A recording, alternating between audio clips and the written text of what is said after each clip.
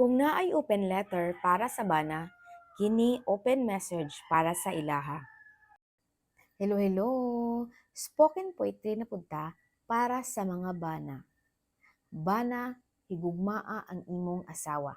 Dili ba na ana sa Biblia? Kaya ang asawa musabmitra sa imuha. So ipakita sa buhat nga siya ra ug wala nay lain pa. Ug ang imong asawa tagaig importansya dili taman ra sa istorya. Kung imo lang ipa-feel kung unsa siya kaimportante ug ipakita nimo nga siya ra ang imong top priority, I assure you na you will be happy as family. Wala nagyoy magmakulang pa sa inyo ha kung malipayon ang imong asawa.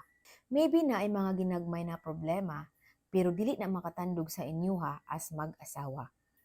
Kay ingon pa na happy wife is happy life.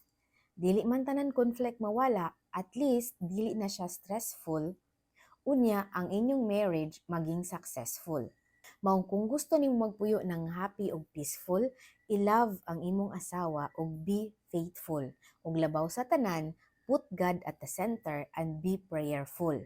And you will experience and say, life is beautiful.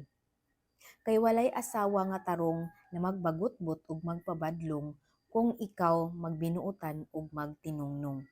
Maong ikaw, suportahi ang imong asawa para walay maamong.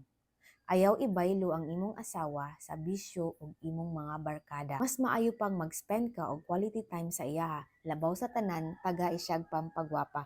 Remember na ang asawa reflection sa bana. Maong kung unsay iyang hitsura, pasabot tungod na sa imuha. So, diri na lang ta kutob kay ako mo duty na pod. Until sa sunod, salamat sa panonood.